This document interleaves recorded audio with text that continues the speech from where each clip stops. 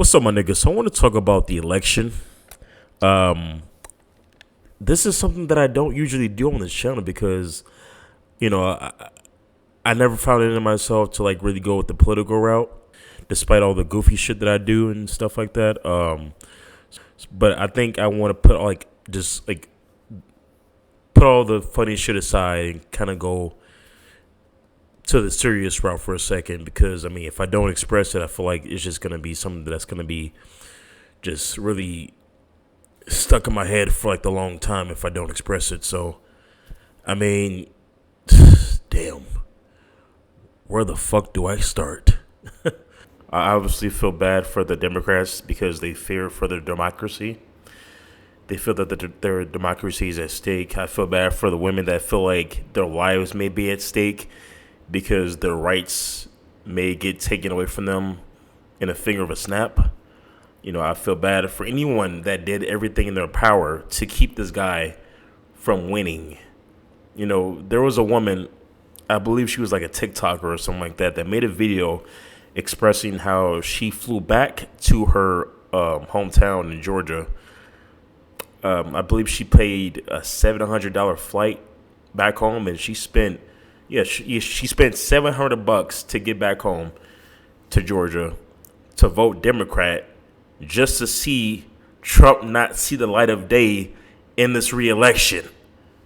And now she's got to face the reality that's at stake here. You know?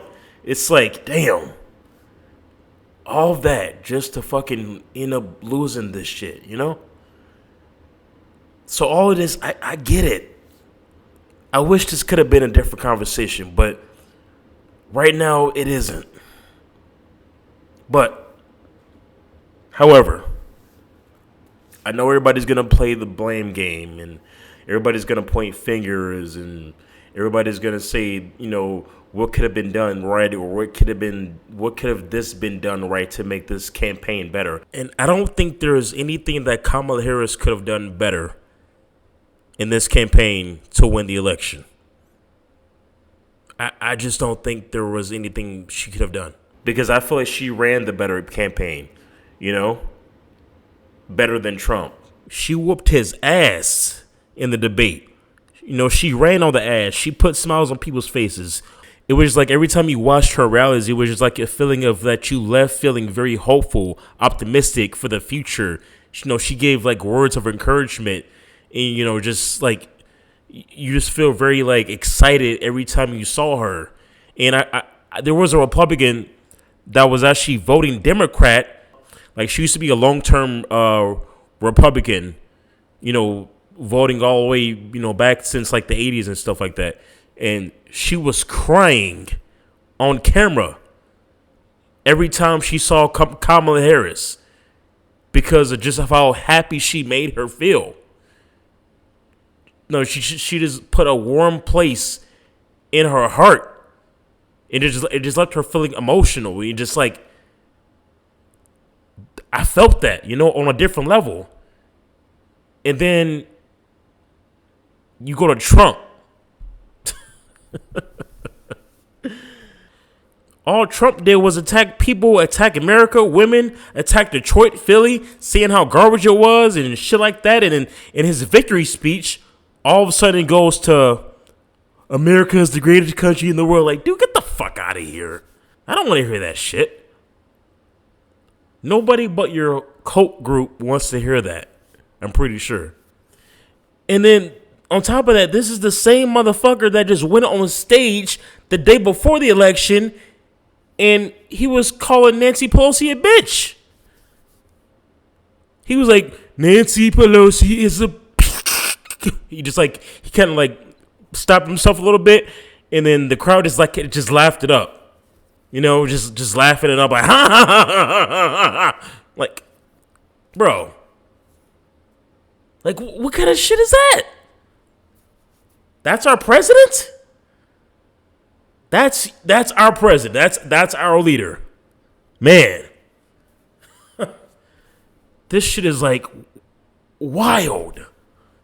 So I think after the election, I was just like, you know what? I just don't want to deal with politics no more. I really don't.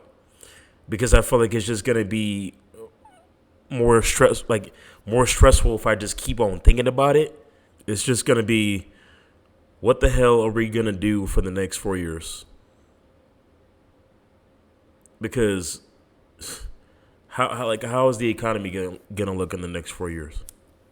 And like I said, I know everybody's gonna play the blame game about what went wrong in this election and pointing finger as to who did what wrong in this campaign. But honestly, and this is not an attack on the Democrats. This is not an attack on the Republicans. Because I'm not even mad at the Republicans for voting for Trump. Because the way I see it, this motherfucker had less votes than he did in 2020 against Joe Biden. Joe Biden had 81 million fucking votes. So the truth is, the only reason we lost this battle is because of the Democrats. The Democrats did not have that dog in them in this fight. They stayed home while millions of other Americans actually went out there and voted. And you're going to sit here and tell me that we only had a 47.7% of the votes compared to the ones that we had in 2020? Really? You shitting me? Damn. Yeah. We defeated ourselves in this election. Not Trump, not his Koch group, not the Republicans, us. We defeated ourselves. That's the honest truth. Where was the same energy that we had during the pandemic?